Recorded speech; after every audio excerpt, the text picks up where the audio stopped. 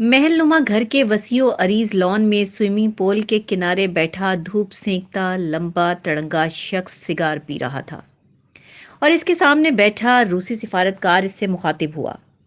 Sir, आप अभी America में हैं और महफूज हैं।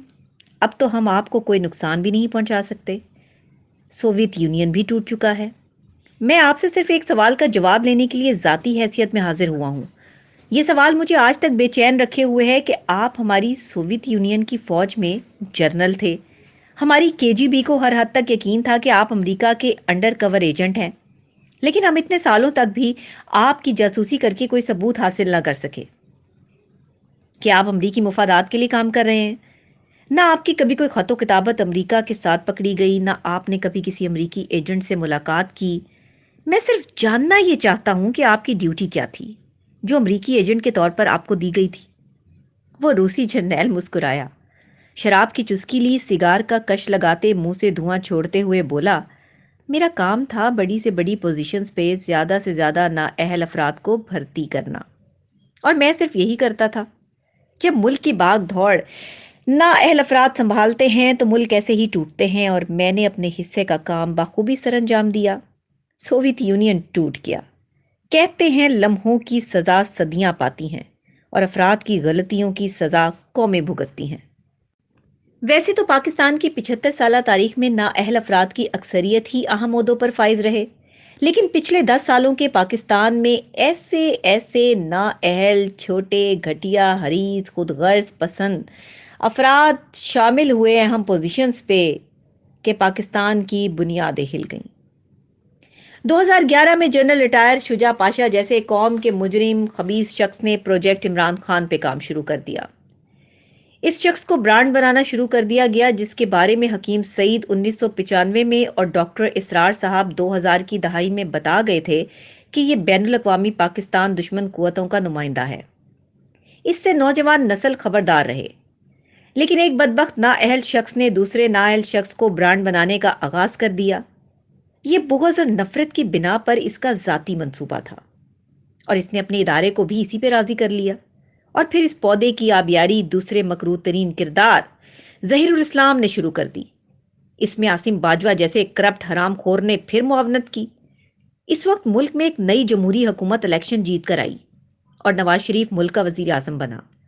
उन्होंने आते ही 12 सालों से तबाह हाल अमनो अमान बहाल किया, मरदमशुमारी करवाई, कराची ऑपरेशन करके अल्ताफ हुसैन को कराची की सियासत से अलग किया, ज़रब अज़म और रद्दुल फ़साद के लिए सैकड़ों अरब का बजट देकर कबायली इलाकों में ऑपरेशन शुरू करवाकर अमन बहाल करवाया, बलूचिस्तान में शिद्दत पसंदी ख़त्म की और चीन के साथ मिलकर सी पैक का आगाज़ किया।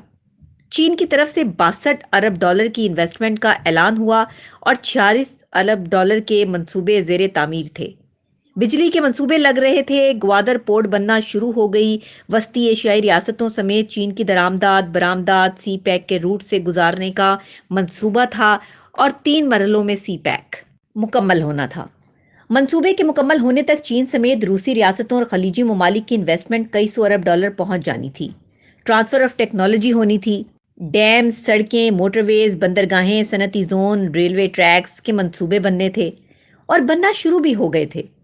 मुल्क में बिजली की कमी पूरी हो गई, लोड शेडिंग का खात्मा हो गया, महंगाई 48 सालों की कमतरीन सतह पर चली गई, तरक्की की शरह 6% पर जा चुकी थी, डॉलर 100 रुपए का था, स्टॉक मार्केट 54,000 इंडेक्स पर थी, कतर के साथ 15 साला LNG का दुनिया के सस्ते तरीन रेट पर मुआहिदा हो चुका था, तापी गैस पाइपलाइन बिछने की बातचीत हो रही थी, ईरान गैस पाइपलाइन बिछ चुकी थी, आटा 35 रुपए किलो था, चीनी 50 रुपए किलो थी, पेट्रोल 65 रुपए लीटर था, खाद सस्ती थी, मेट्रो बसेस, मेट्रो ट्रेन्स बन चुकी थी, गर्ज मुल्क में तरक्की के दौर का आगाज हो चुका था। पाकिस्तान खित्ते का अहम मुल्क बन गया था और आलमी सतह पर पाकिस्तान की कदर अहमियत बहुत बढ़ गई थी। हिंदुस्तान का वजीर आजम नरेंद्र मोदी खुद चल के पाकिस्तान आ गया, कश्मीर का मसला बातचीत से हल करने का इंदिया दिया और इस तरफ पेशकदमी शुरू हो चुकी थी। हिंदुस्तान खुद सी पैक का हिस्सा बनना चाह रहा था। अंदाजा था कि सी पैक के मुकम्मल होने पर पाकिस्तान सालाना चीन और वस्ती एशियाई रियासतों की सिर्फ तिजारती आमदोरफ्त से 55 अरब डॉलर सालाना टोल की मद में हासिल करता। इसी असना में राहील शरीफ के बाद कमर बाजवा जैसा गलीज तरीन इंसान फौज का सरबराह बन गया। और फिर असल खेल शुरू हुआ।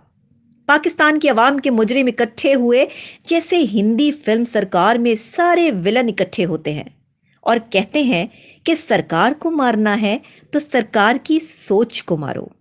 इसी हिकमत अमली को अपनाते हुए जमहूरी वजीर आजम के खिलाफ डिस्क्रेडिट करने की कैंपेन स्टार्ट की गई और कौमी मुजरिमों ने इकट्ठे होकर हर एक ने अपना अपना महाज संभाला। साकिब निसार, खोसा और साथी जजों को अदालती महाज दिया गया।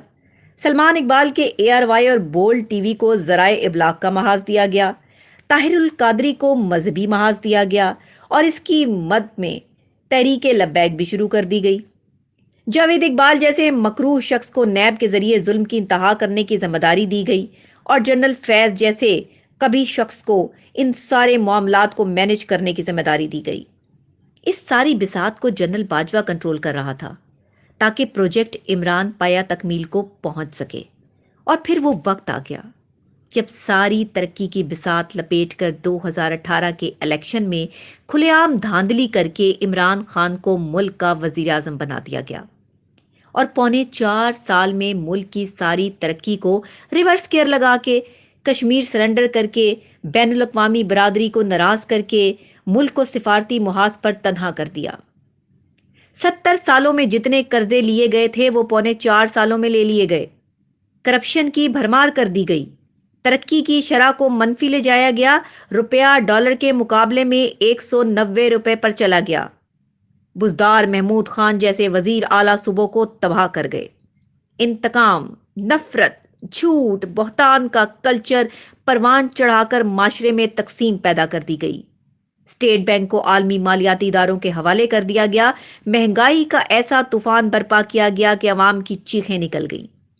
और फिर जब मुल्क तकनीकी तौर पर डिफॉल्ट कर गया और मुल्क की बुनियादें हिल गईं तो एस्टेब्लिशमेंट की मौजूदा और आने वाली क़यादत के जोर देने पर ये कौमी मुजरिम मजबूरन पीछे हटे और अपोजिशन की तमाम कौमी पार्टियों ने तहरीके अदम एतमाद पेश करके हुकूमत हासिल कर ली और तबाह हाल पाकिस्तान की बहाली की जिम्मेदारी अपने कंधों पर डाल ली, जिसकी भारी कीमत अब वो अदा कर रहे हैं।